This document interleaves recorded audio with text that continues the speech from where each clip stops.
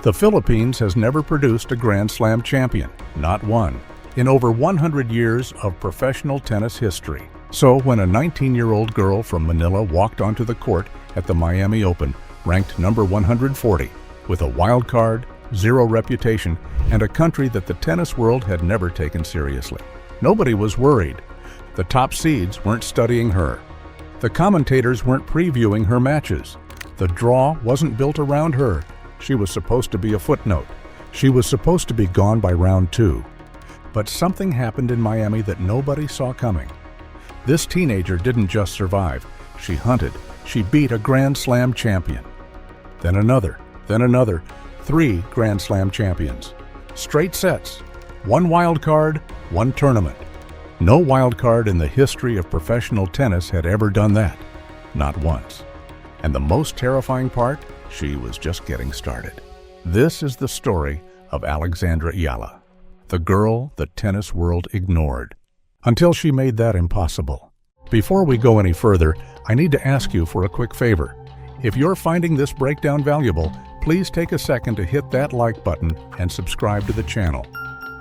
To understand what happened in Miami, we need to go back to the beginning, not to a training court in Europe, not to a junior tournament in Asia. We need to go back to Manila, Philippines, a country of 115 million people, a country that has produced world-class boxers, fighters, and basketball players who have competed at the highest level on the global stage. But tennis? Zero Grand Slam tradition, zero history at the elite level. No infrastructure, no pipeline, no blueprint. When Alexandra Ayala was born on May 23, 2005, nobody in the tennis world was circling Manila on a map. Nobody was flying scouts to the Philippines. The sport had a very specific idea of where champions come from. Spain, Russia, USA, Czech Republic, Australia. The Philippines was not on that list. It had never been on that list. But inside one family in Manila, something was burning. Because when Alexandra was just 13 years old, her family made a decision that most people would never make. They packed up their entire lives. They left their home, their comfort, their country. And they moved to Mallorca, Spain, so their daughter could join the Rafa Nadal Academy. Let that land for a second. A 13-year-old girl. Foreign country, foreign language, foreign culture, surrounded by the best young players in Europe, training inside a system built on one single philosophy: mental toughness above everything else. The same academy that shaped the mindset of a player who won 22 Grand Slams. The same walls, the same courts, the same relentless standard. That's not a tennis decision. That's a life decision. And it tells you everything about who Alexandra Ayala is before she ever steps onto a professional court. Now let's talk about what she walked into Miami with. Because on paper, the case against her was overwhelming. First, the ranking. World number 140. In professional tennis, that number tells a very specific story. It means you're good enough to survive on tour. But it also means you are not, by any measure, supposed to be competing with the best players in the world. The gap between number 140 and number 2 isn't just a number on a spreadsheet. It's years of Grand Slam experience. It's hundreds of matches played under maximum pressure.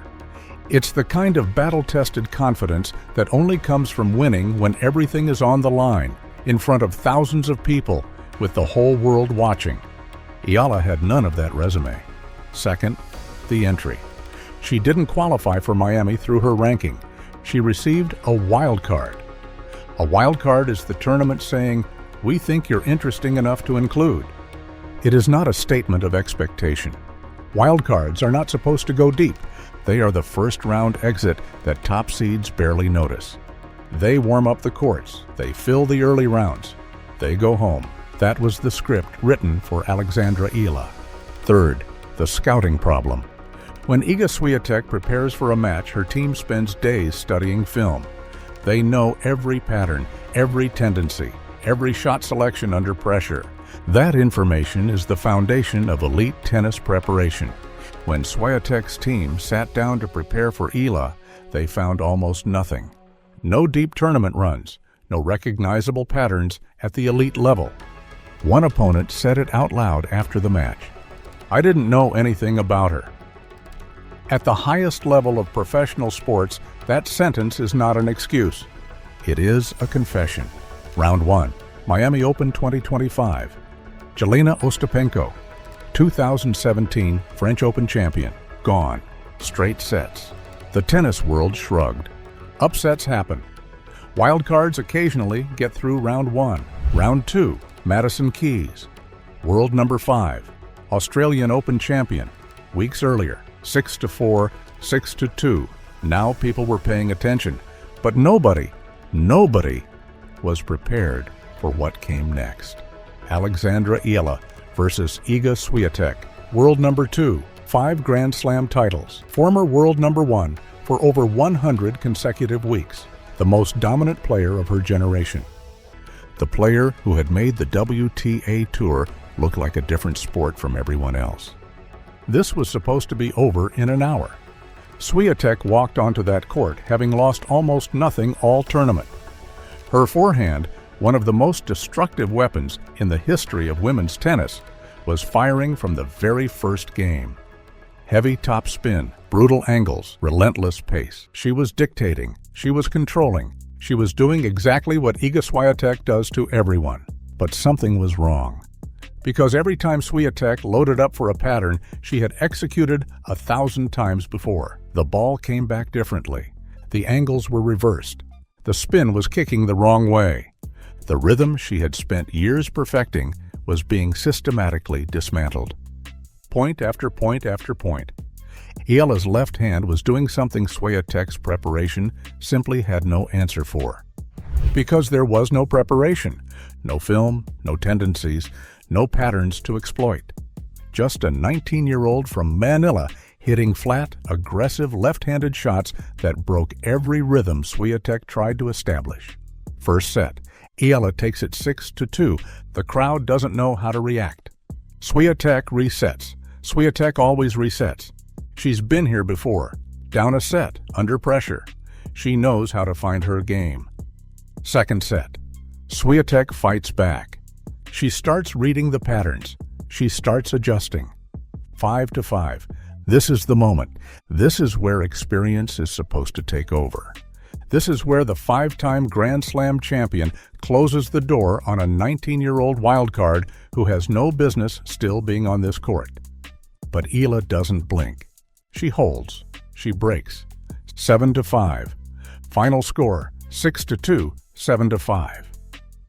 A teenager from Manila just took apart the number 2 player in the world, and she did it without flinching once. But here's what the scoreline doesn't show you. Because in the semifinal, after beating Ostapenko, after dismantling Keys, after humiliating Swiatek, Alexandra Iela walked onto the court taped up like a mummy. Both legs, both arms, her body wrapped from the physical toll of 3 consecutive battles against the best players in the world. She was breaking down physically, and she kept competing. She kept fighting for every single point. That's not talent. That's 6 years of Rafa Nadal Academy in her legs. That's what happens when a 13-year-old girl leaves everything she knows, moves to a foreign country, and spends years being built, not just as a tennis player, but as a competitor who does not know how to stop. So what actually happened in Miami? Here's the truth that mainstream coverage completely missed.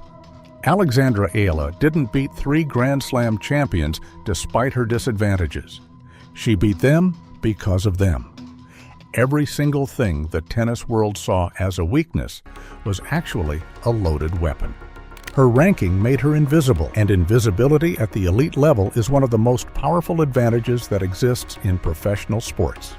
Her wildcard status removed every ounce of pressure from her side of the net. Swiatek had a ranking to defend. Keys had a title to validate.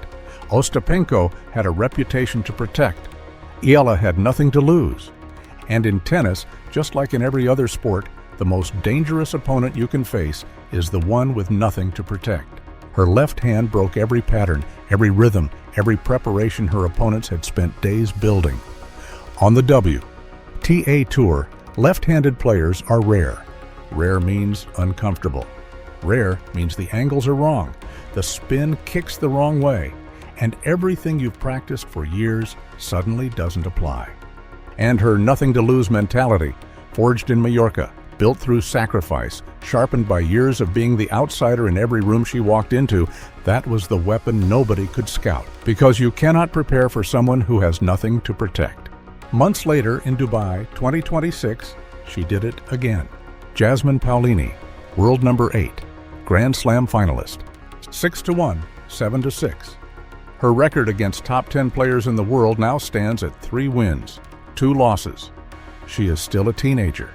She became the first Filipino player in history to defeat a top 10 player on the WTA Tour. The first wildcard in history to defeat 3 Grand Slam champions in the same tournament. She surpassed Naomi Osaka as the youngest Asian player to achieve top 10 wins across multiple WTA 1000 events. 115 million people in the Philippines now have a tennis hero. Not because the system produced her, because she broke the system entirely. Michael Chang proved in 1989 that you don't need the biggest serve to win the French Open. Alexandra Ayala proved in 2025 that you don't need the biggest ranking to dismantle the best players in the world. The tennis world has always had a blueprint for where champions come from. Ayala didn't follow that blueprint. She burned it. And in doing so, she sent a message to every young player in Asia, in the Philippines, in every country the tennis world has spent 100 years ignoring. The door is open, and anyone hungry enough and invisible enough can walk right through it. Drop your thoughts in the comments below. Can Alexandra Ayala break into the top 10 before she turns 21? Drop your answer below. I want to know what you think. And don't forget to subscribe for more breaking coverage of the stories that are reshaping our tennis world. Thanks for watching. This is KT Tennis.